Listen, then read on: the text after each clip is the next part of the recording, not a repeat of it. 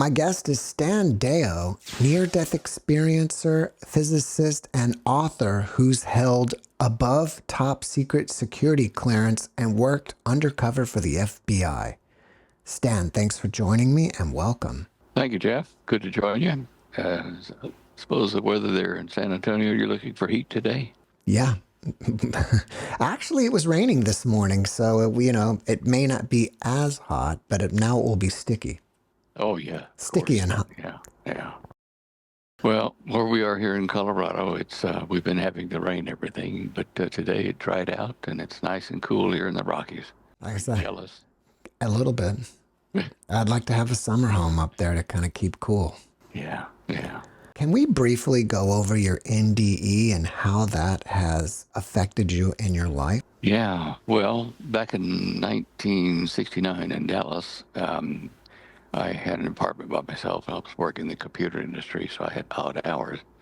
And one morning, about midday, I got a pain in my body, in my intestines here, and it spread all through my body, and I was really quite ill. And so I went to the hospital, and they said I'd contracted some sort of a bacterial infection. And in those days, acromycin 4 as an antibiotic was still experimental, so they dosed me up with that in the hospital and gave me some tablets to follow it up with and said, go home and go to bed. So I did. I went back to my apartment, and as I said, I was hurting everywhere. I didn't, realize you could hurt everywhere in your body. I mean, from the fingertips to the toes. Anyway, I went into the bedroom. It was now evening time, and I lay down and tried to position my body, moving this arm, that arm, leg, whatever, to positions that hurt less. And I ended up being like I was on a cross almost, with the feet crossed and the hands out like this. That was a comfortable position, reasonably so. And I was listening to the people outside in the pool for the apartment house. They were splashing and playing and whatever. And I noticed something odd. I thought, well, the volume is turning down on the sound out there. I don't hear them anymore. Well, that's weird. And I was looking up at the ceiling, and the light of the ceiling started closing into a white circle, like a dot, and then closed, and I was in darkness. I thought, wow, this is, as a physicist, I thought, this is cool. What's happening? And sensory things were changing. And then since I couldn't see any of this kind of stuff, I was looking in my mind, and I rolled over and looked at my navel, and there was a faucet with water drips starting to come out. And I followed this one drip down toward my navel, and as I looked where it was going to hit, bang, I was out of the body and shooting straight through the ceiling into this smooth, silky smooth darkness, heading towards some little thing of light way out there. And I thought, this is incredible. I can feel the speed. I'm moving through a fluid of some sort. I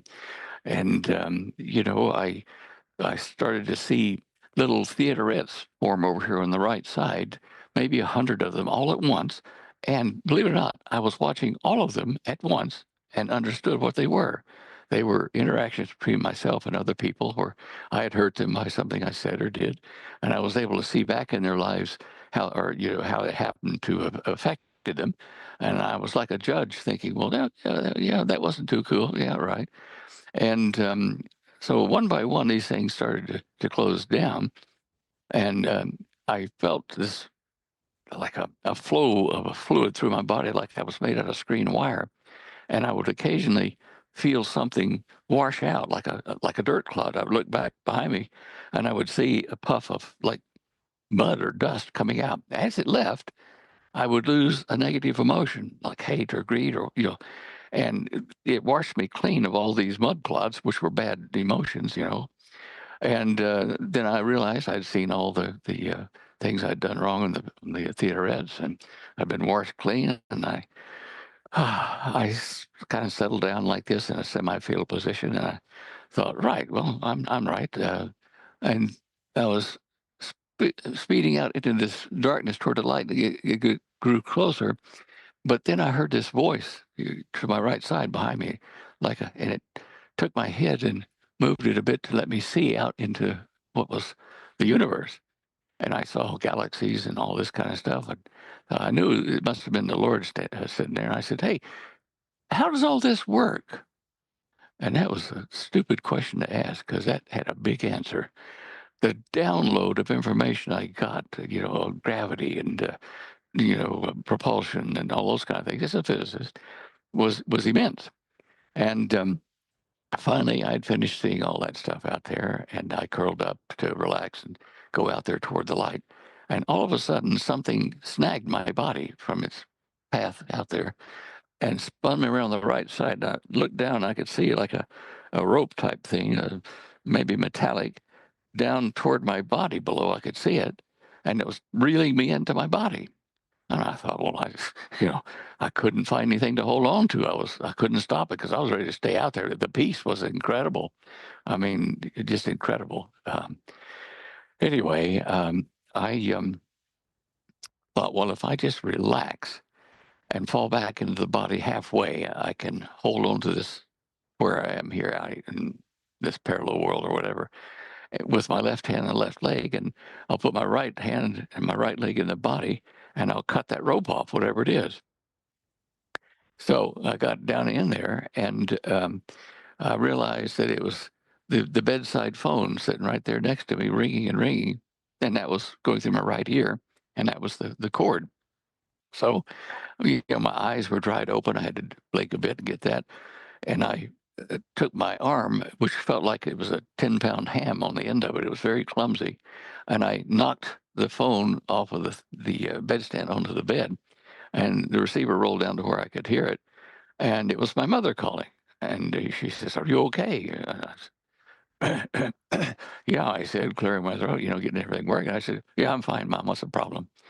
Because I was trying to get rid of her while I was holding on to the other world.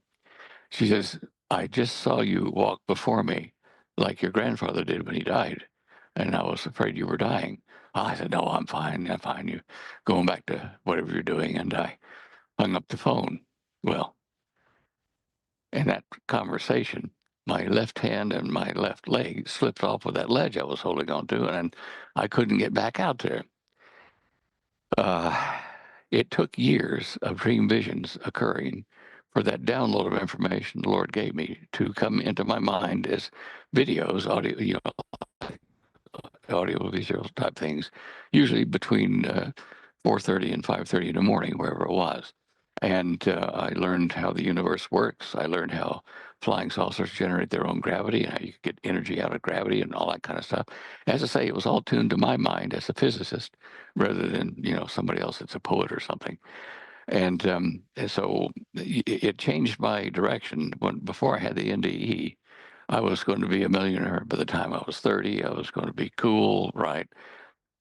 Coming back from that wasn't my plan at all. It was like I wanted to help people, help the civilization, and to tell people about, there is a life outside the body. You do have arms, legs, and whatever. They're just in a different place, and they behave, like you do here, but you aren't here. And so I spent probably the next 10 years having these dream visions of the stuff as it unwound. I would ask questions and they'd come to me in the morning. And, the things that I was shown were just enormous. I mean, part of what was downloaded to me was where the Garden of Eden is and was. Another one was where Atlantis was and is. And how the universe is structured as parallel universes, concentric universes. There are different levels of energy in them. Just all kinds of stuff came through. And I understood why. I mean, when I fell back into my body, I felt like all that information I knew out there was falling over the sides, like I was falling back into the body, but it was like a shoe that was too small. It couldn't hold all this information. It fell out to the side. And I thought I'd lost it, but it came back over the years. Anyway, that was the NDE. It changed the course of my life, and writing books, and instead of being an astronaut like I thought I would be originally, and it did make a turning point in the life. Well, it was an amazing story. Thank you for sharing it with us. You said that you were moving through a fluid. And I had another guest talk about that space is kind of like a fluid. Well, all I can tell you is that it was a smooth, almost silky feeling. It wasn't hot or cold, but I knew it was a fluid because I felt it washing things out of my body as I passed through this fluid. Now, space that we live in here, the ether space, is it behaves like a fluid. And biblical accounts, in the Genesis account and some of the Indian Vedic writings, talk about the breath of God blown into something to create our universe. And what I was shown was like, I think the Bible said, and God spoke, everything into existence with the power of that speech and that word. Well, words are complex waveforms that occur in a fluid. And this happened in a still virtual reality, which had a sea of nothing moving. It was just static. And then when God spoke the word, um, everything proceeded forth from the force of the words that he spoke. And it's like if you go into a bar there in Texas, into a saloon, and they're all smoking cigars, and you have this layer of clouds of cigar smoke. And if you blow into that, you see the little twisty turnies form, the vortices in it. And it was like that in the beginning of our universe. And it was such a powerful input of this complex waveform. It wasn't just a single word, it was a complex statement, if you wish. And the force of all this generated spins, vortices in the fluid of space. Now it was very active. You had tight little spirals that formed atoms and subatomic particles. You had bigger spirals that formed galaxies and stellar systems. All these things were spinning. As long as they were spinning, there was gravity. And, I could see that would run down after a period of time. Even the Bible says it will happen in the last part of the book of Revelation, that the earth and the heavens that we know will pass away in a fervent heat, but yet a new earth, a new heaven will form, at some point thereafter.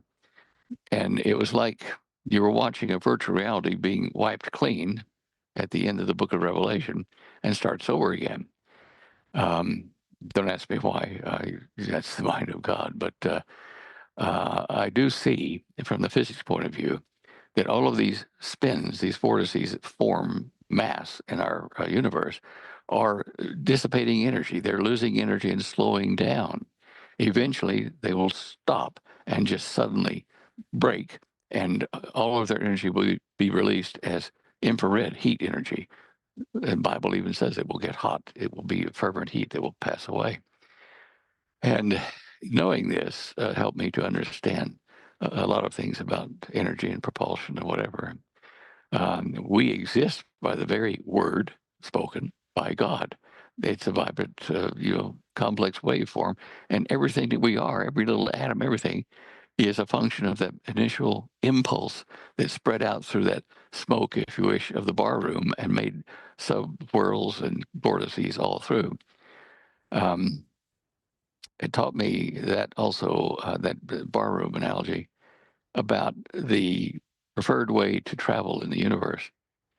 Let's say you're a stranger in town. You go up to the double doors of the saloon, and you see that it's crowded. There are cowboys from the bar all the way up to the swinging doors, and so you say, "Well, guys, I'm coming in." If you push the bar room doors open to the saloon, it's going to irritate a lot of the cowboys if you're going to push back. And so there was a philosophical lesson in this, saying, okay, lean over the top of the door and say, guys, look, I need to get over to the bar and come in. Could you just make a hole for me? And they spread out, and you go into that hole, and you do the same thing to the next cowboy.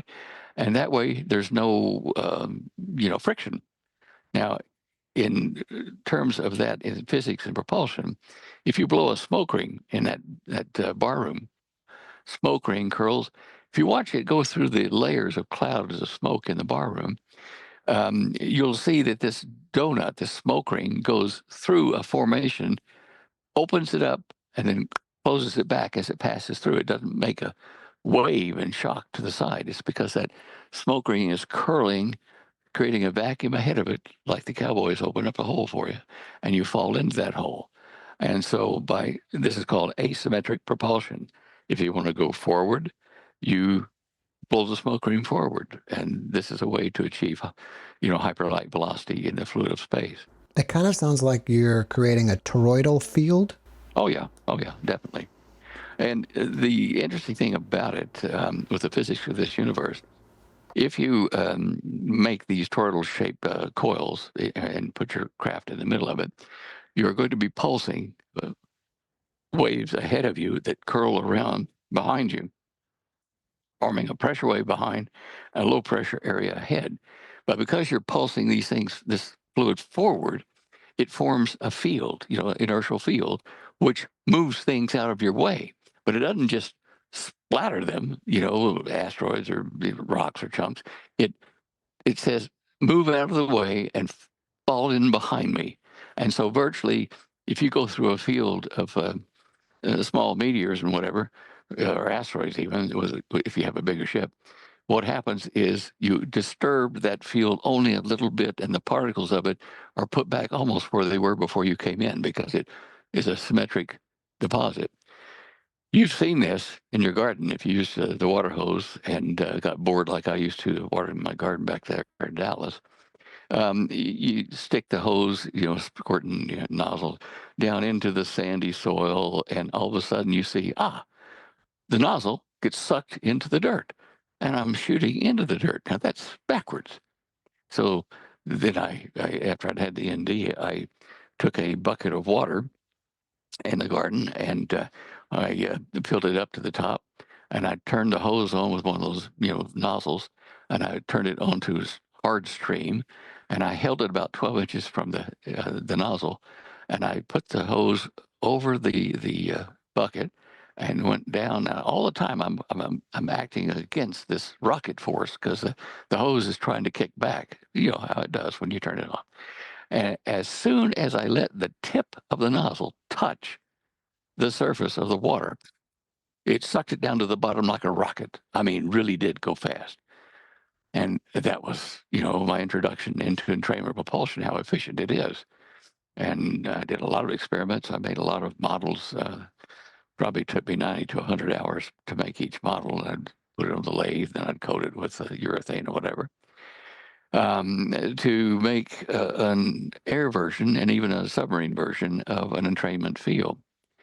A very efficient way to travel. And in fact, I'm working on a design now that I might put to the shipping companies and to the large transport vessel companies that have, um, these sea tainers. I watched a documentary last night where they were trying to figure out ways to store energy on land with huge blocks, heavy blocks that would raise up when they had power, and then when they had no power, the blocks would fall to the ground slowly, and they could generate electricity to back it up. And I realized these guys have to know about how to put on the front of their boats um, well, kind of like a smoke ring generator, but what it does, it takes part of the water coming on, their props are shooting them through the water. So part of that water is trapped into kind of louvers on the front, on the bow, which take that water that's pressing against it and curve it around and throw it back out through the center of this thing to generate this vortex in the front of the craft just by virtue of its motion. And this will improve the efficiency greatly. It won't be 100%, but it will certainly be between 10 and 30%, maybe even better if they have different materials, taking that much energy away from the demand of the fuel to drive that big tanker. The um,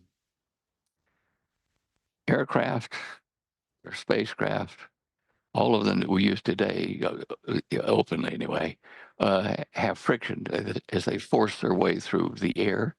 And even through space, when you're doing that, space is a fluid. It's a very thin fluid by comparison to the atmosphere. But you start going light speed, it becomes very thick, pretty quick, actually. But what they need to know is that they have to build devices that generate this asymmetric curl in front of the craft or the torpedo or the submarine, whatever.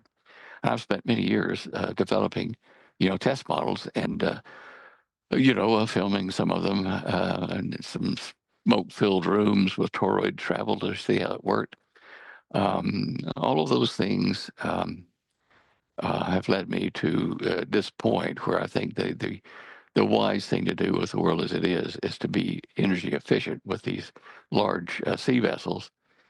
Um, and I know that our technology has been held back because for a reason when it's going to be announced here shortly with full disclosure of the alien presence.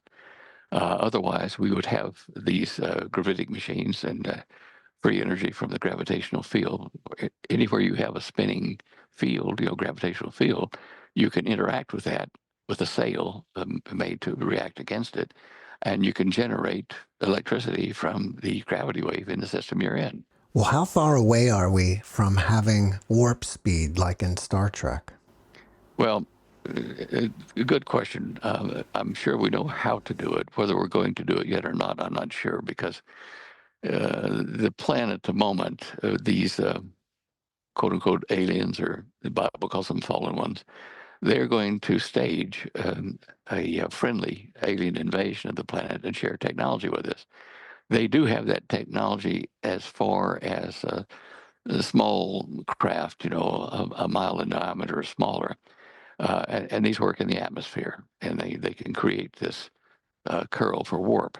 Now, the Albuquerque model that NASA has, the Mexican physicist, does show toroidal models around their view or their opinion of a faster than light craft. Not built yet, according to them, but this technology, the concept of it is here already. So, will we get to use it? I don't know. I think that the world is going to change drastically when the creator of this planet comes back and is the king of the planet. The use of technology will be dictated by him. There will probably be a person that is in charge of technology assessment, a TA guy. And, it might be that you find a new way to grow a certain crop, but the TA guy will say, well, that crop will interfere with this biosystem and that one, so we're not going to develop that one. Forget that idea. Good effort, but no, forget it. So that the technology that is released in the new age to come for 1,000 years will be environmentally friendly for the most part. With all the wars that are going on and the current events right now, do you think that the ETs feel that we're ready to have this advanced technology? Well, understand the ETs that you're talking about. There's two groups of them, good guys and bad guys. The Bible speaks of the ones in the heavens in the parallel universe up above us were cast down to earth, and it's a punishment for a revolution against the Creator. And so that group have been developing mankind, helping mankind develop technologies to the point that the fallen ones, the Nephilim type people, could use our technology and resources to rebuild the weapons they need to fight the last war with, the parallel dimension with God. Because of this, and because of the fact that this was revealed in prophecy to Christian prophets, eh, people are expecting a great deception to come, bad guys, and then they will be appealing to the people of Earth and to the people who support the theory of a deep state, or the Illuminati, whatever. By what they will do is they will get rid of all of the illuminists, the bankers, and whatever that we think are our enemy, and they will replace them with a leader that they will appoint, a human, to run a world government with an AI supercomputer to bring everything to peaceful harmony. And so people who are not really students of Christianity, but will say, yeah, well, some Christians said there was going to be an imposter. This must be it. Then they've gotten rid of the little gray guys that were, abducting people, and they've gotten rid of the Illuminati. So, yeah, these must be from God. And they will say that. They will say, look, you want to see a video or 3D of the crucifixion? We were there. We took pictures of our brother who was on the cross there. And people don't know better will say, oh, gee, that's good. That's right. Yeah, right. Okay. But this deception uh, would succeed completely only if the Christians who know that it's a deception were taken out. So before that moment, I think that the believing Christians that are still alive will be caught up suddenly and transferred into, out of the earth in what's called a rapture. And that will occur just prior to this deception being put across the planet as the the fallen ones posing as real angels of God, good angels, let's say, because they are from that area, and it will allow them to then fool the population of Earth. Um, After the fact, people will start to realize that these guys are the bad guys from what they start to do to believers, new believers during that time, and so that's where I think we are. We're close. I think every year around September we get to what the Jewish holiday or feast day of Rosh Hashanah, the head of the year, and it's also the Feast of Trumpets. And at the last trump, according to the biblical writings, the rapture will occur. And it will be a sudden disappearance of all these people who are believers. Now, whether their bodies disappear or whether they just drop down dead and their soul leaves the body, I don't know. But it'll be something that will be widespread, and I'm sure that the deceivers will say, "Yeah, look, these people had bad ideas. They were holding back progress. These Christian things, they were terrible. They weren't really believers like we want you to be. And so don't worry about all these deaths or all these disappearances because they were just people their souls being sent to other planets to polish them so that they get along with us better in the future." And I say that because the philosophical societies have debated this and said, yeah, there will be a rapture, but it will be taking people whose vibrations aren't what we need in the new age. And they will be taken to other worlds to be trained and adjusted so their frequencies match, you know, this new age. And I debated, a Findhorn fellow at one of his philosophical meetings with his audience. And we sat on opposite sides of the audience talking to each other across the audience. And I knew and he knew as we looked at each other, I knew he was talking about a deceptive rapture and I was talking about a real rapture. And it was cool because he and I just kind of nodded like that, knowing that we were on opposite sides of the fence. So I don't know how we influenced the audience that day, but it was really quite an extraordinary experience. Now, haven't you had some meetings with the Hopi Indians about this Yes. stuff? Yeah. Holly and I we were invited there to the Shangopavi tribe, which is the second mesa there in Arizona. But the reason we were invited, we were in Phoenix, and we were in a department store toward the evening and looking for music videos or DVDs. And so we were at the cash register to cash them out. And there was this young lady there, and she, asked what we were doing here. And I said, "Oh, we're visiting. We're going to go up the California coast and look at earthquakes and volcanoes and stuff for a time to come." She said, "Yes, you are to go see the grandmother." And I said, "What?" And the grandmother at the Shagabavi Nation, here's her number, her name. You must go to her now.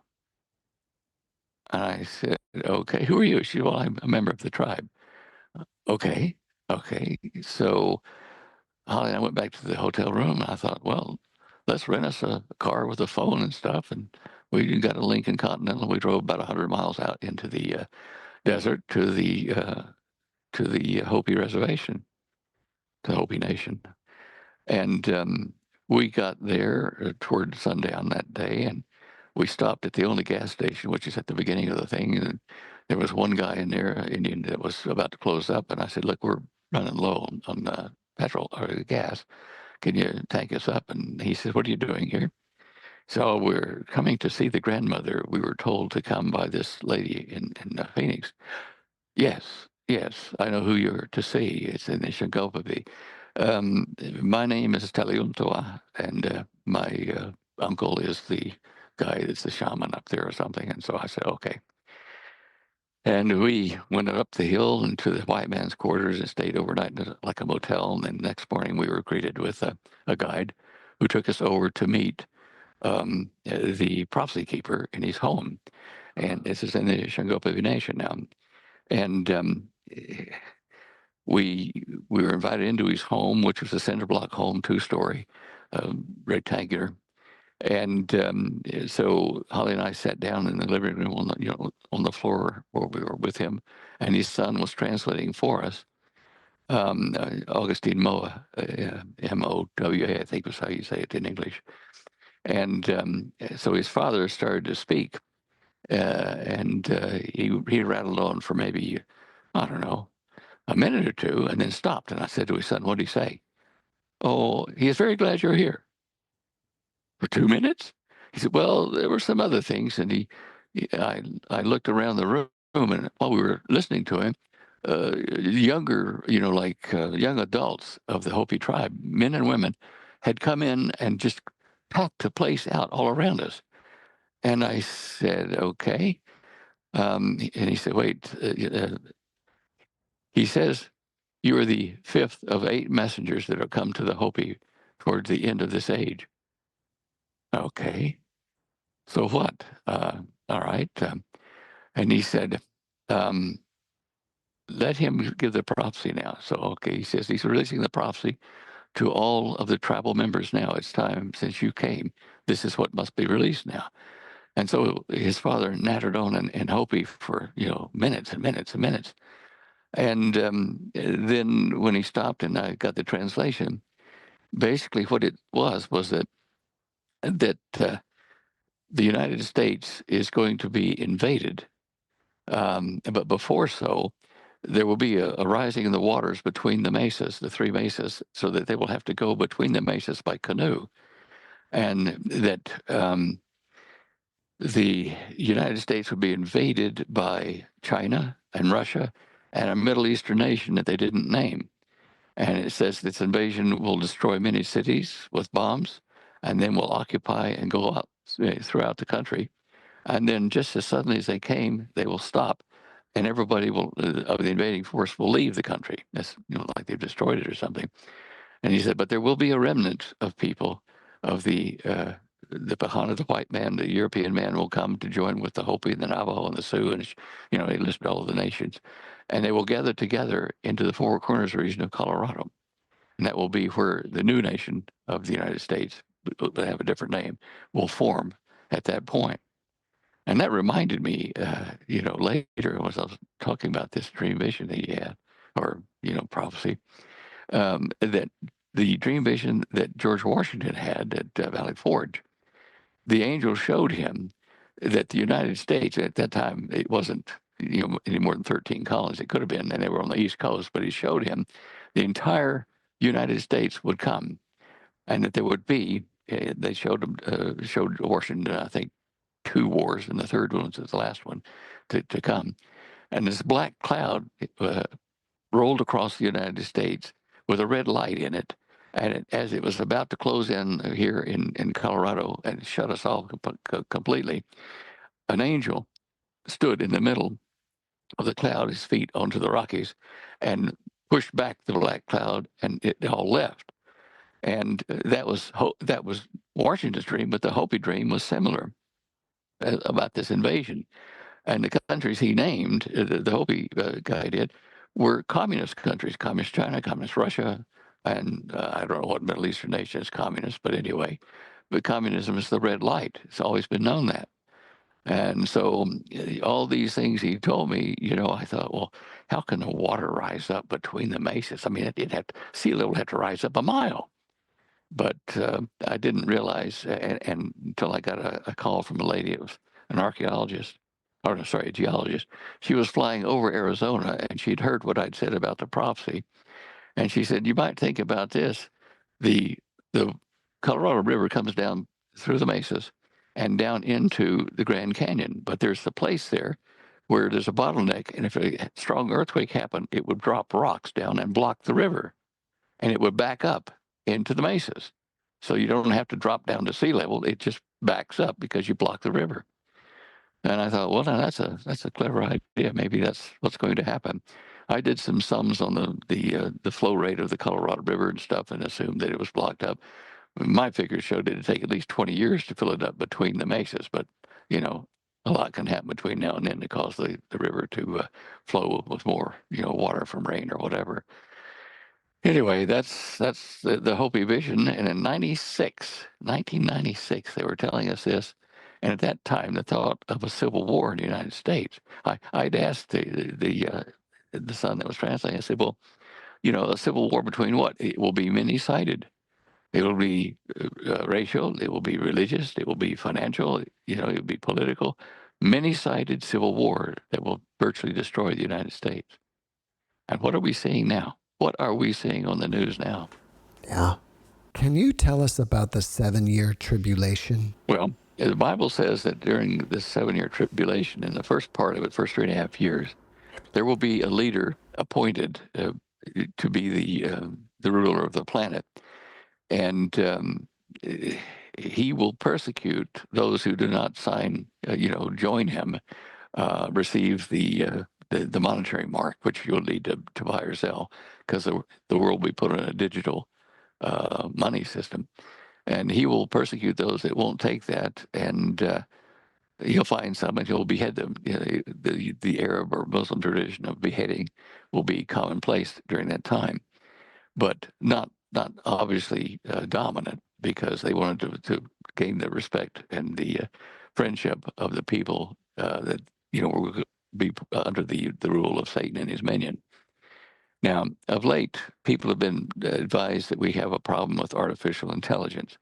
Well, 35, 40 years ago, as a programmer, I was aware of this in Dallas. We had talked with businessmen there about how to make a global digital money system and how we would identify people with it, with a card or with a mark on their body, whatever. We went through all the positioning of the marks on their forehead or their hand, because that way you can't steal it. You can't do criminal activity without it being traced.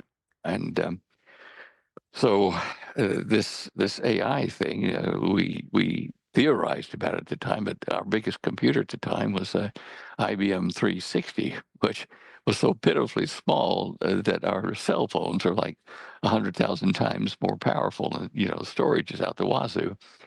But we realized that there's a rule of development technology every so many years, doubling, and estimated that at some near future time we would have a computer strong enough, big enough to run a global buy and sell program, but we'd have to give it some rein, like artificial intelligence, to be able to make decisions faster than humans could, because we realized we were approaching a time when a conference or a committee is not going to have time to make decisions.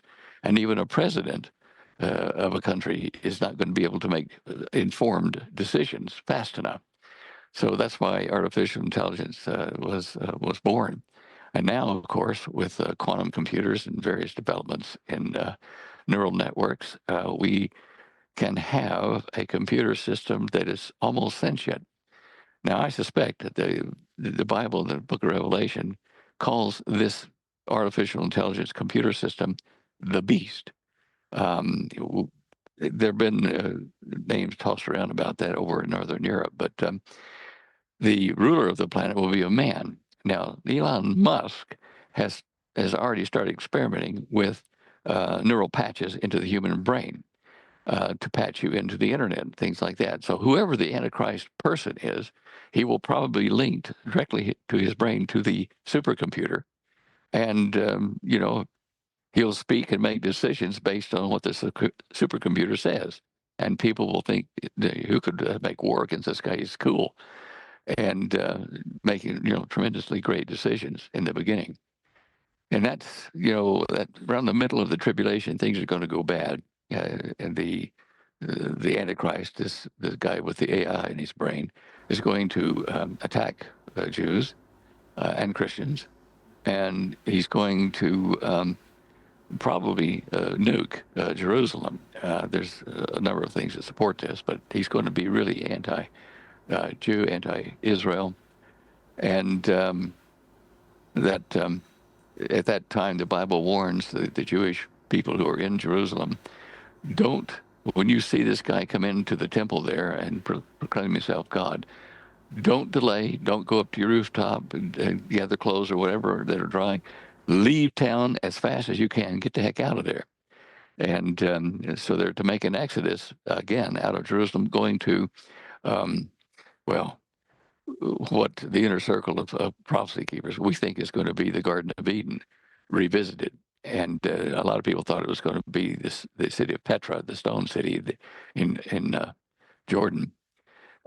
Yeah, but it's not. I'm pretty sure they're going to go to northern Africa, to Ethiopia, to Tanzania. Sorry. I haven't gone in detail how the Lord showed me the location of the Garden of Eden, but it is real. It is in the Ngoro Plateau there in Tanzania, near Arusha. During your download, you saw the Garden of Eden, and you're saying it's in Tanzania? Yeah, Hmm. yeah. It came out. Oh, I started the search when I was already down in Australia. Been there for a while, and my wife and I at that time, she's now deceased, but we had rabbits, two rabbits, in a rabbit enclosure I built out the back of the house.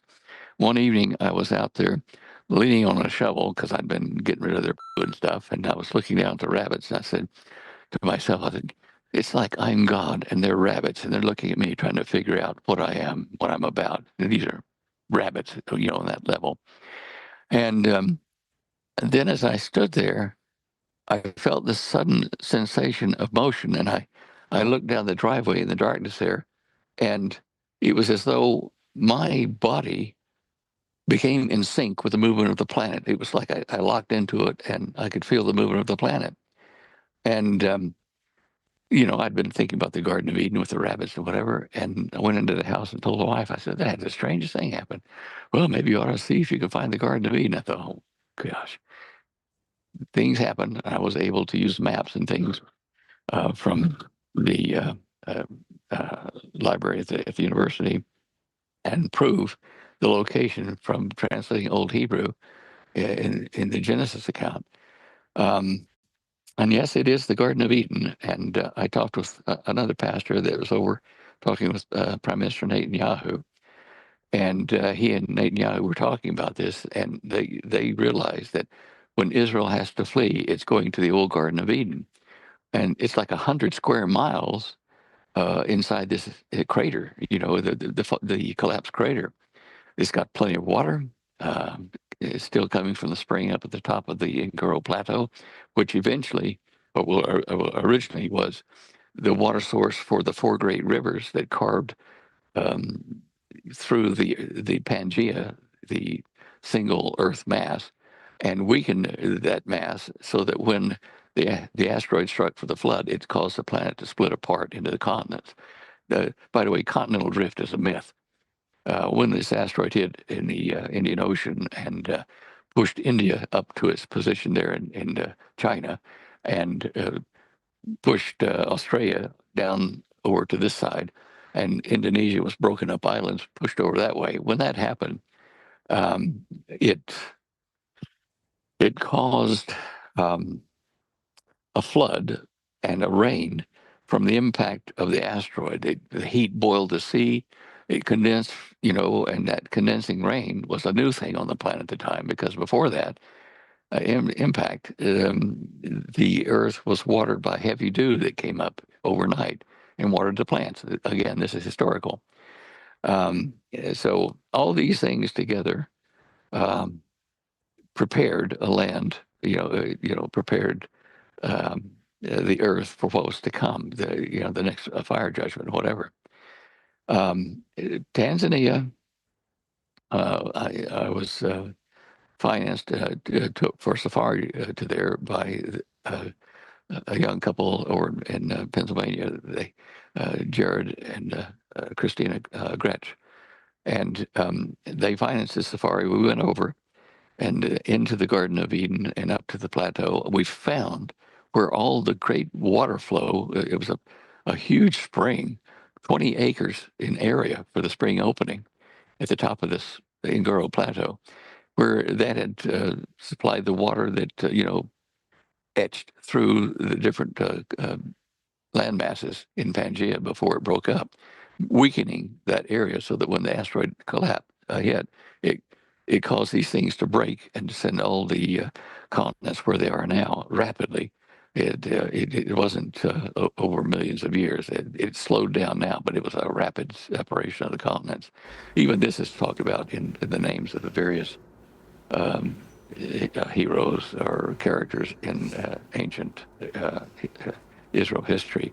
Peleg was at the time of the splitting of the earth, we think. But anyway, this great flood occurred between, I think, 3200 BC and 2600 BC, somewhere in that time. Do you think that all the pyramids were created when it was still Pangea? Well, there was a time when the pyramids were being built, especially the Great Pyramid, when the land masses were all together. Um, if you put the land masses back together again, there's one example of pyramid builders in South America. And in South America, what do we call it? What's the name of the peninsula there? Uh, my memory fails. It's the name of one of the grandchildren of Noah. Um, It's not the archipelago. no, what do you call that? It's the landmass that curves under the Gulf of Mexico, Gulf of America, like that. That Oh, the landmass, Yucatan Peninsula? Yucatan. Sorry, my mind Mhm. just drew a blank. Yucatan.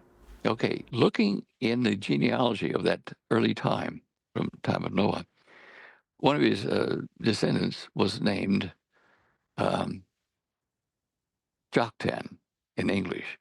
When you look at it in Hebrew, it's Yakitan.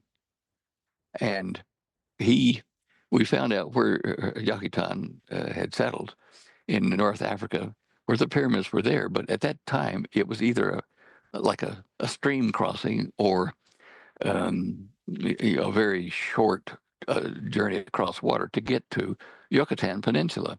When I inquired in the Yucatan about how they got their name, no one knew. But yet they were building these pyramids after Yucatan. And so at some point in time, they were close enough to North Africa for the migration of this technology to occur. In the United States, we were close, up on the northern side across the North Atlantic, and over to Siberia, pyramid building in China, some pyramids in the United States, North America. But yeah, it was a function of everything being closer together originally and then breaking up. But the technology of the pyramids, I think, goes way back to the legend of Atlantis. I think the Great Pyramid of Khufu is more than just a statue. I think there's technology and secrets buried underneath it. They've been imaging it lately with technology that shows that there's a well down underneath a big, like, cave, in essence, if you wish. And they are now trying to make efforts to excavate down underneath the two paws of the Sphinx on the left paw.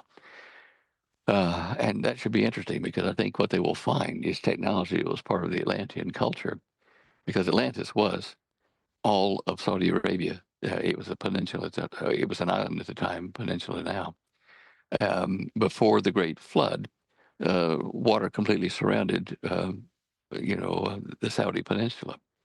In fact, there's watermarks on one of the mountains near Turkey that show that the water level was 1,650 feet higher all of a sudden, and that the Saudi plate had collapsed, this side being the Mediterranean, and pushed water up and to make that watermark, and pushed Oman and Yemen and that side down deep. Um, when I first published on Atlantis, there was a oil geologist in Siberia, American there, looking for oil fields and things like that. And he said he emailed me and he said, "Look, I'm here on my laptop, in Mongolia." And he said, "We've been looking for the asteroid that you have found because I found the impact point in the Indian Ocean, because it hit so hard that it moved 2 miles deep of seabed up onto Oman, and it's been washing away over the hundreds of years or thousands that it had passed." He said, "We couldn't figure out where it was and how it happened, but you found it." And you'll see that a lot of sand is washed off of Oman down into the shore, raising the seabed level, in a slant like that. So it's confirmation that what I talked about, the asteroid, is correct. And it was a tremendous impact. I mean, it scooped out a hole in the bottom of the Indian Ocean that was like several hundred feet deep across the entire basin there, and shoved it underneath to the east, underneath the islands at New Guinea. And you'll see that New Guinea's gravitational potential is raised up. There's a big mound of seabed that's been shoved under New Guinea. And then in the Indian Ocean, there's this big trough. They've been trying to figure out what caused that. And I've been trying to tell them it's the asteroid I'm telling you about. The Kutaba asteroid is what we've named it. And eventually they'll all catch up. But all these things fit into biblical history. And I treat the Bible as a historical document, particularly the Old Testament, which is the oldest one and probably less tampered with by people because of the Hebrew language being a difficult thing to tamper without detection. What do you make of what's talked about in Ezekiel? That's like a wheel within a wheel, and it kind of describes. Well, Ezekiel's wheel, interesting thing. First of all, he was at the river Chebar looking up into the sky, and he sees this bright burning light come into the sky toward him. And it was flaming and throwing off, bright light.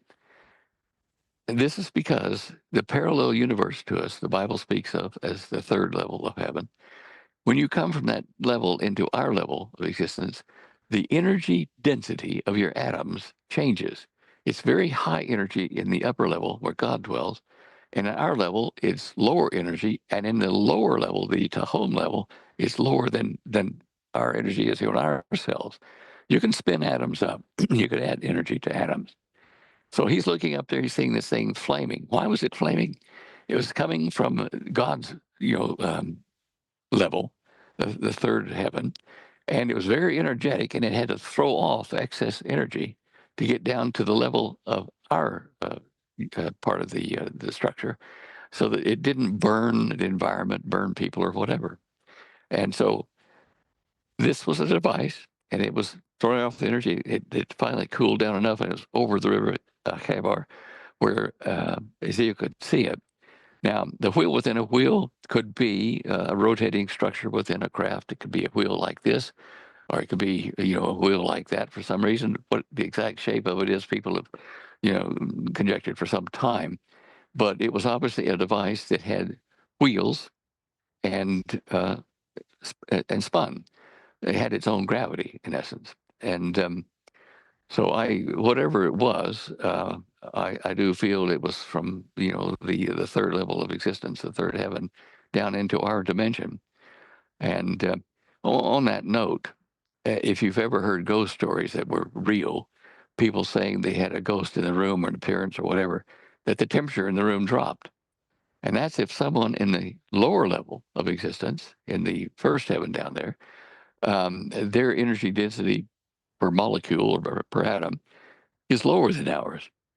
So if somehow they were able to open a portal temporarily to get up into a room and appear as a ghost, they were sucking energy out of that room because their energy level is so low. And that's why the room cools when entities from, the Tahom come into our level and then go back. I don't know how long they can stay or whatever, but that's the physics of it. And so Ezekiel's flaming chariot was, I think, from the third level, and it was a physical thing that happened. When you, yeah, when you think about Jesus, and he had just arisen from the dead, and he was in the garden there, and Mary came running up and saw him as a stranger at first, and said, "What have you done with my master?" And he says, "Don't you recognize me?" And she sees it's Jesus, so she runs over to hug him, and he says, "Wait, stop! Don't touch me, for I have not yet ascended." Now, he was being charged up. His atoms were being charged up. And he was going to ascend to the Father and then come back and do whatever he was going to do for the next 40 days. But it speaks of an energy density. Um, when they examined the Shroud of Turin, they found that whatever had caused the imprint of Jesus' body into the shroud, the death shroud, was a brilliant burst of energy Okay, so he was probably beginning to be energized inside the cloth before he stood up and walked out into the garden. And so he tells Mary, "Don't touch me, for I've not yet ascended." Obviously, it's because it would hurt him. Now, this is not a new concept. The Sumerians and their ziggurats to gods, they had built a portal on top of these four-sided ziggurats with three levels to the ziggurat. The top level is where we can see that in the Marduk stela, which shows the blueprint, of the floor on the top of the ziggurat, and there's a portal room there. And according to the Sumerian legends, gods would appear there, come outside and wait and have a snack or something they left for them for a few hours until their energy changed and quietened down. They would come down to the next level, have another few hours respite there. And when they came down to the third level, which is the ground, they said, "Okay, you can touch me now. But before I couldn't touch you or I would destroy you." And this is Sumerian legends, which really goes back a long way. Um, so that just kind of explains the three level existence that we know of. And our level here is kind of where they have a virtual reality, where God has a virtual reality and does whatever he's doing to create new followers for him to replace those who were in the rebellion. Because a third part of the angels rebelled in the heavens originally. I often wonder why they would do that in such a perfect environment. But anyway. What about the Ark of the Covenant? Do you feel like that's some sort of energy device? Oh yeah, oh yeah. In Scripture, it says that God has His Ark of the Covenant where He is, and then there's the Ark of the Covenant here, and that God would appear in between the wings of the cherubim on top of the Ark of the Covenant, and would give direction to the high priest of Israel through the time that they were using it. Um, it it's a type of capacitor, a tuned capacitor, because the inside is made, it's gold plate over a, a frame, a box of acacia wood, which is an oily wood found in the Middle East. And then the outer layer is gold plated. So this type forms a type of rectangular concentric capacitor. And these arms up here would be where the charge would discharge if it got too high, the energy density of the ark.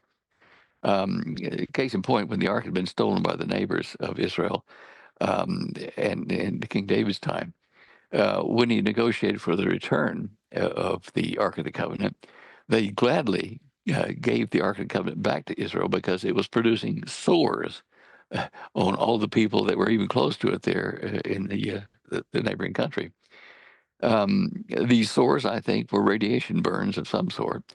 And anyway, as they brought it to the Israelis, the Israelis took over and holding it on the poles that were acacia wood and with oil insulated. They were walking back and they hit a dip in the road, and the ark looked like it was going to fall off. So one of the men that was following the entourage raced up and put his hand on it to push it back up, and he was killed instantly. Probably an electric discharge. Uh, it definitely was electric. I mean, the instructions to the priest that would move the Ark of the Covenant on those poles were, they had to go barefoot, cover their body in oil, but go barefoot and never lift their feet up as they walk, but to drag their feet and never allow a capacitive gap. Uh, Cows have proven this to us when they've been too close to a short in a power line on one of these tall towers. They found a number of cows that died because they had walked and lifted feet. And so as they did that toward the power tower, it created a voltage potential between their front feet and their back feet. And when they lifted their feet like that, the arc occurred and it killed them. So a number of these things, as a physicist, I say, yeah, okay, I believe that. And that's probably what happened. It was an electrical discharge. People were warned, don't touch the arc because it's dangerous. It's a communication device that you don't understand. There are things that you can't see that are going on. So yes, I think it's a communication device, and I think it will be discovered soon. The legend says that when they find it in its resting place now, that um, stored with it will be the tent poles and the fabrics and stuff that originally they had in the desert before they had gotten into the promised land, and that they will all be renewed.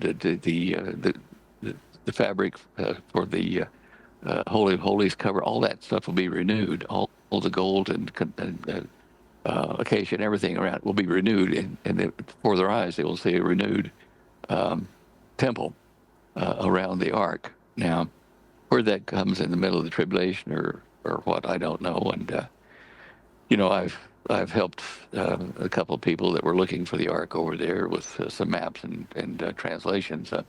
One of them, uh, what was his name? He's dead now. I was advising him when he thought he had found the ark buried underneath um, Skull Rock there in Jerusalem at the terminus where the buses turn around. And Ron Wyatt was his name, yeah. So, Ron was pretty sure he'd seen through a crack in that cave he was in there into the storage room where the Ark of the Covenant was.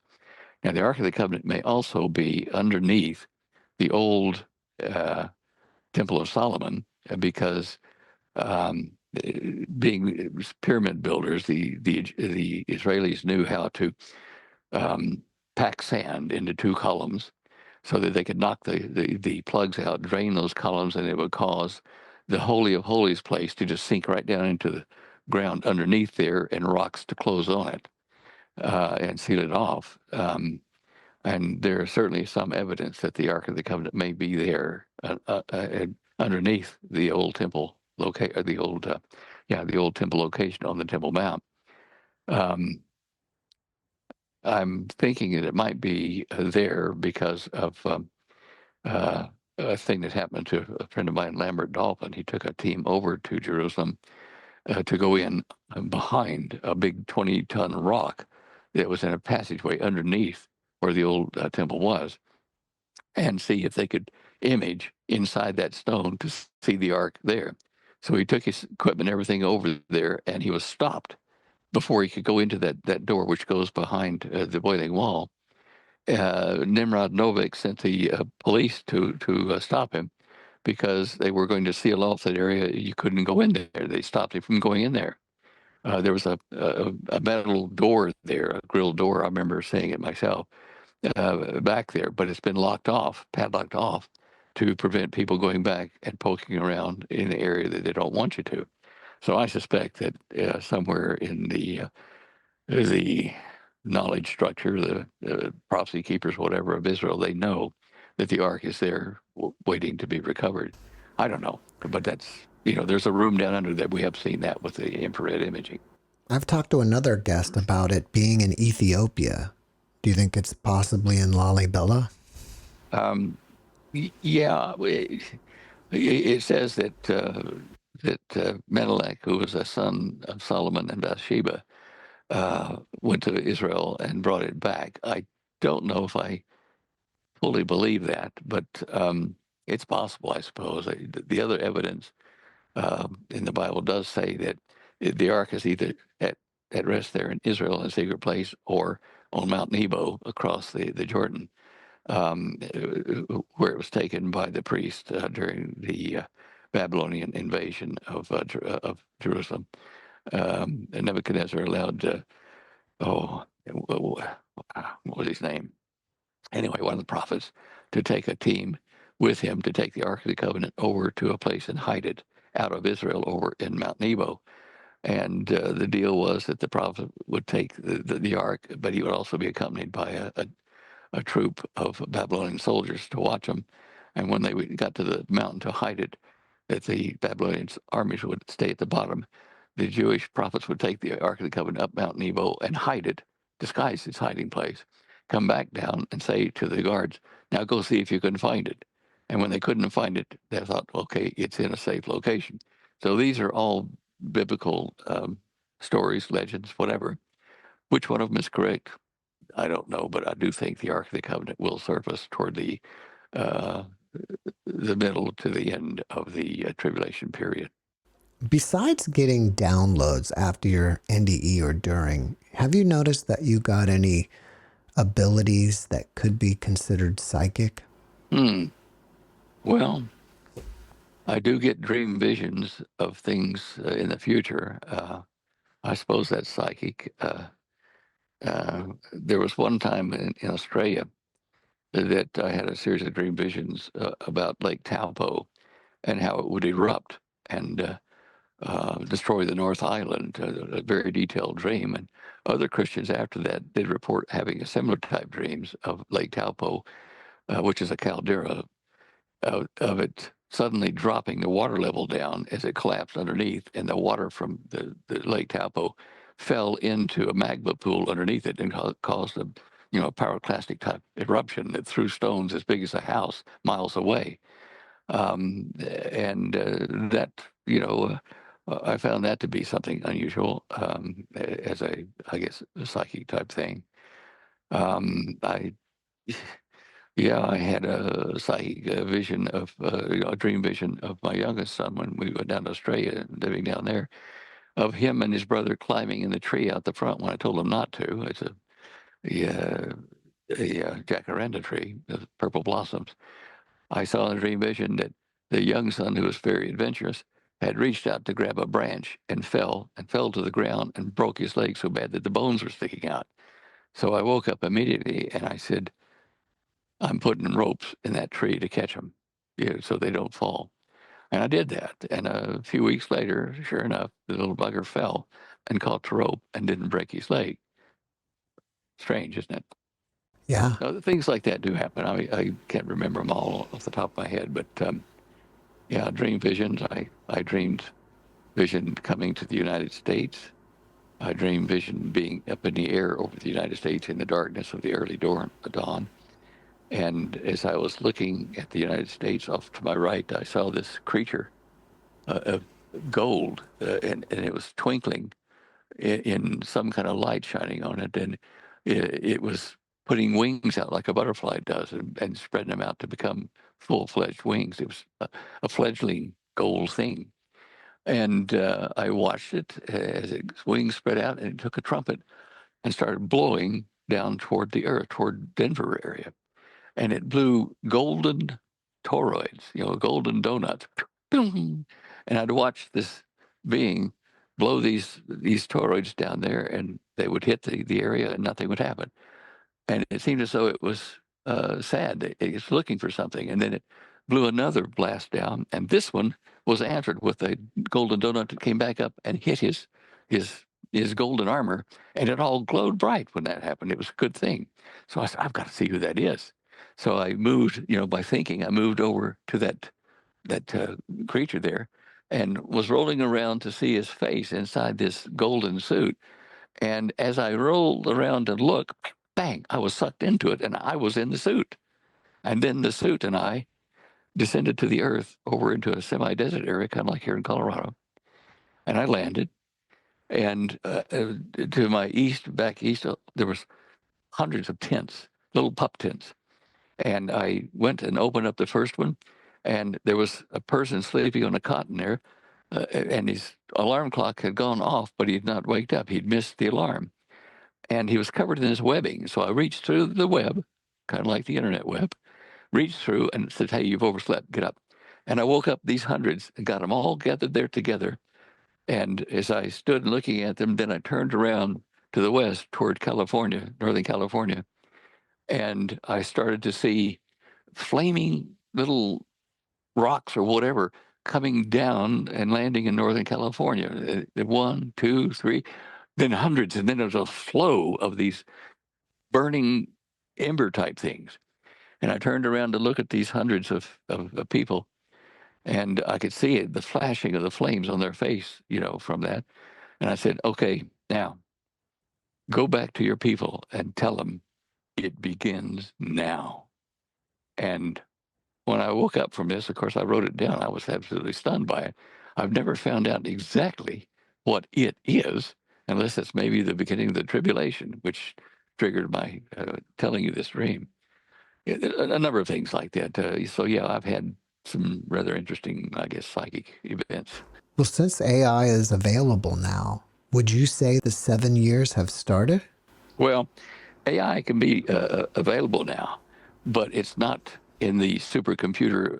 Obviously, we haven't gone to a global digital money system.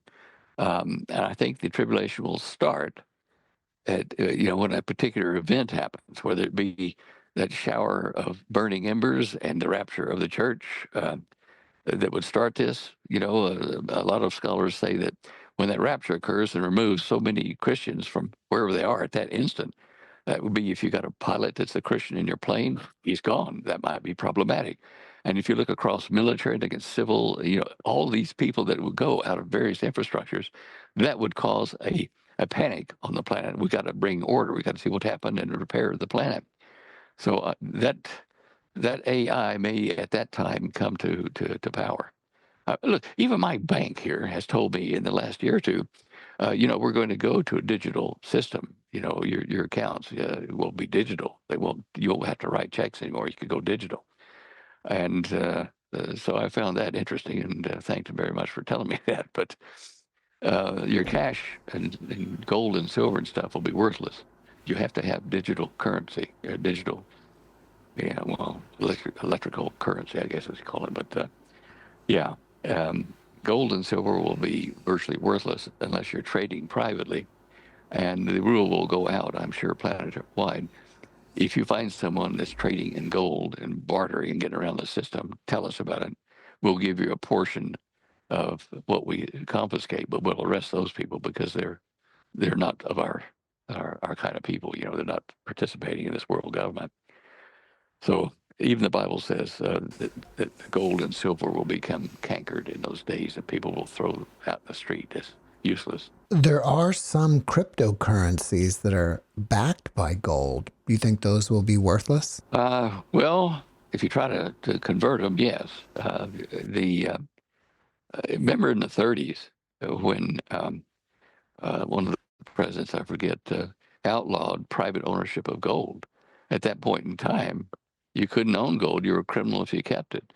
And so it can be done again. I mean, there's historical evidence for that to stabilize the currency. But this time, I think precious metals and stuff like that, anything that's like a material thing rather than a digital thing, will be outlawed as a means of commerce, buying and selling.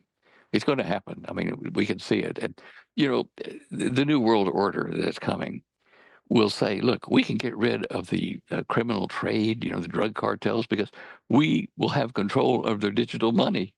Even if they get it and are using it, we can track it to where it's going, where it's coming from, and we'll arrest them. So it's a good thing. We'll get rid of crime. I mean, it's a great sales pitch, and people don't realize how much of their freedom they'd have to give up for that, but they will. I think we're kind of almost there because, I mean, most of my transactions are with credit cards and paying the bills online. Yep, definitely. Me too. Yeah, cash is kind of going out of fashion, gradually so, but that's what they're doing. Um, and the argument will be made that, look, we'll DNA match it to you. We'll encode your DNA on your skin in a subcutaneous pattern. I've seen the patterns. They're made out of gold circuits and stuff. And this will be your ID because no one will have your same DNA. Your DNA code will be in your hand. And if you don't have hands, we'll put it in your forehead because we can get the blood flow to that area. Um, yeah, yeah, we're very close, and I worry about Elon Musk playing around with implanted chips, which are neural cells of the brain that have been grown onto silicon substrate, putting those in the brain and allowing a human mind to interface directly with a supercomputer, an AI. That just scares the heck out of me. That is dangerous. If we all could do that, kids would never need to go to school anymore. Think of this. Before the Garden of Eden, where Adam and Eve fell from grace and were cut off from God indwelling them, they knew he was gone. Before that time, he was present with them all the time. If you have a traffic cop in your brain and you decide, I'm going to throw this rock into that pond to make a splash, and that intelligence in your brain says, oh, look, move it about 60 yards this way, because if you do that, you'll hurt a pot of fish over there. Oh, I didn't know that. Fine. If you have an internal connection to the mind of God that's in touch with everything, then you won't do anything to harm the environment or each other because the controller in your brain will say, look, better do it another way. Okay. And when that was removed is when sin came in. It's because we weren't being directed by the traffic cop. Now, Satan, I think, and his minions rebel because they didn't like to have God peeking in their mind over what they were thinking and wanting. And following Satan, they were rebelling and wanting to take over God's kingdom. So, yeah, it's good to be able to know answers to questions if you have a link to the mind of God. Think about it. I mean, that's a being that's better than an AI computer. It's a being that created everything and is holding everything together. So, why not say, okay, yeah, I want to do this. I don't want to do that. But you won't be doing any evil thoughts because it will be read by the mind of God anyway. He might let you, but he'll know that you're doing it. I think that's what happened to Satan and his followers in the heavens. And again, I stress, I don't know why anyone would want to rebel against a perfect order in the heavens. Because, it's not like sitting on clouds and playing harps. It's going to places, visiting other worlds and, and time and sensing things that you can't sense here, seeing colors you can't identify because they're different than ours, smelling things that you could never smell before. Your senses are going to expand greatly in that universe, in the third level. During your NDE, would you say that you went to the third heaven, the same dimension that God was in? No, I don't think so, because the light was still out there, which was a portal, I'm sure, that you go through and never come back. So I was on the way there, and it was along the way that these things happen. So I'm not like some of those that have said they've seen the kingdom of heaven and things like that. I didn't get to see that. I just got to see what I was shown along that travel path. All right. But I was leaving. I was leaving the earth, the body behind. Well, behind you are 3 books written by you and your wife, Oh and yeah. and one of them's Let called The me see. Cosmic Conspiracy. Yeah, let me see if I can get out of the way. Yeah, there we go. Cosmic Can you Conspiracy. tell us a little bit about that one? Well, that one was the first book I wrote, and then I republished it and added some things in 2010. But it was a book explaining a number of things. The conspiracy, what organizations in the world were actually running the planet behind the scenes. And I discussed secret societies and some of the secrets. Then I discussed physics, the universe, how it was created, talking about that breath into the sea of existence, ether sea. And I put some papers in there about the suppression of the flying saucer technology, uh, documents that I was able to procure and then reprint because, they tried to disappear them. But these were publications which explained a number of things that people need to know about anti-gravity. And yeah, I'm just trying to think what else I put in there. I put in a link to a document that was the, what do you call it, 1958 conference on the role of gravitation in physics at Chapel Hill. And it was where the leading physicists of the world got together and tried to figure out how the universe worked. And they had various, abstract concepts and 10-dimensional algebraic equations and stuff. But 40% of them voted to say, if we could do it, we would need to build a model for the universe on fluid mechanics, that everything is in a fluid of space. And they said, we can't do it now because we don't have the power. In those days, computing was kind of a side thought. It wasn't really anything super. But little did they know that eventually we would be able to use numerical approximators in supercomputers to generate a fluid model for the universe. Um, yeah, that's. I don't know. I wish we had gone further. I wanted to go further, but I was called back to Earth to do something, which I guess I've done, and that was in the Cosmic Conspiracy. It's got a word index I put into it to let you, dig into where I've said this or that along the way. I did encode the first 200 pages so that words or pictures appeared on a page relative to that numeric value for that page, which was put in there as a bit of a tease to those who are looking for Masonic clues and whatever, that it would make them look deeper into the subject and cause them to spend time studying. It made them want to read those things, and they did. I got a desperate call from a Chinese fellow down in Australia after I published it. He said, "I must know. I must know. What is the clue? What is the key?" And so it worked, and a lot of people read it.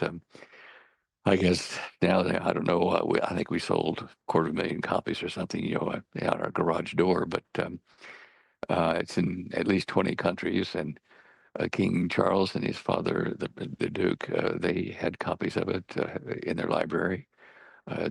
Ronald Reagan's wife bought him a copy. There've been a number of world leaders that have had it.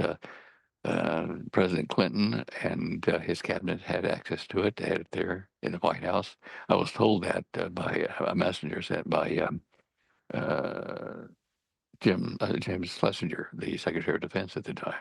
So they know what I've written, and they know it's the correct analysis of what's going to happen with the UFO situation, which I explain in the book. If people want to find out more about it, should they go to a website or Amazon? I have an Amazon site, but you'll learn more about it if you go to standeo.com, and that's our homepage. I don't update it a lot of late, but on the first page, at the very top third, there will be pictures of all of the books and DVDs and stuff that we sell that we've made. And you can click on the one about the cosmic conspiracy or the Dare to Prepare book, but click on that and it will take you to a subpage that lists chapters, describes what the book's about, and is really a comprehensive look at the book before you would want to buy it. The two books, well, actually, I guess all three of these books are more important now than ever. I do have a third book, the Vindicator Scrolls, Volume 1, and I'm working on Volume 2 now, but that's going to be a few months before I finish that. But people will want to know how to prepare for various disasters that are coming between now and the tribulation period, or even during that. And this is 632 pages here of how to prepare for hurricanes, nuclear war, how to survive it in your home, and this kind of stuff. Dare to Prepare. And then Holly's written another book more recently, which is called Prophetic Perils, End Time Events Revealed. And there she takes a look at the end time events and prophecy, including an analysis of the wars, the two wars that are going to happen in the Middle East involving Israel, and the Psalm 98 and the Gog Magog War, or I think that's the second one in that one there. All these things are, analyzed there in using the modern names of the countries that will be involved in these tremendous wars. And that book, I think more people are starting to pick that up now because they realize this prophecy is now happening. And in the countries named are in names that work now rather than the old biblical names. It's quite a fascinating study. But yeah, that's what's happening. Stan, before we finish up, can you leave us with a last positive message? Oh, sure.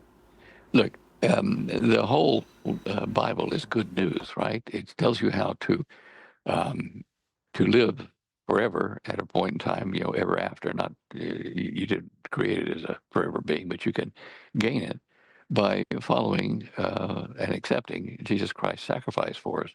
He died on the cross for us, and he said, "By his blood I cover you, and all who will follow me and call me, by name as their Messiah, I will save you from, permanent death." And it doesn't mean that you're not going to see hardship and, be imprisoned and all that kind of stuff for your faith. But understand that this is only a temporary body and that your forever body will be, forever in a place much, much better than this. So I do encourage people to think about whether they're going to live after they die. And if they are going to live, are they going to live in Jesus' care or in Satan's care, which doesn't appear to be a very nice thing. But that's the good news, is there's a salvation for all of us to save us from this time coming. Stan, thank you for your message, and thank you for being my guest. Very glad to be here, and thank you for inviting me. Thank you, Jeff. Thanks for watching the JeffMara podcast. I really appreciate you. Another way to show support is through YouTube memberships. And if you do, there are loyalty badges and other perks depending on your level of membership. All you need to do is click the join button underneath the video to find out more. Thank you for your support.